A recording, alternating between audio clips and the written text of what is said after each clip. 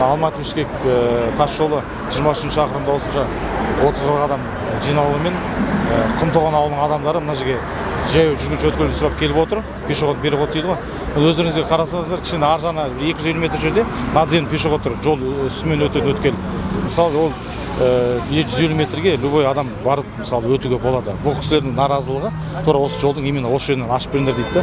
Ал енді бізге ыңғайсыз болып тұр. Өйткені мына Алматы-Бішкек тас жолынан Алматы қаласына, Алматы облысынан күніне 350-400 мың автокөлік кіріп шығады. Тек қана осы Алматы-Бішкек тас жолымен 70 мың автокөлік азанда кіреді, кешке шығады.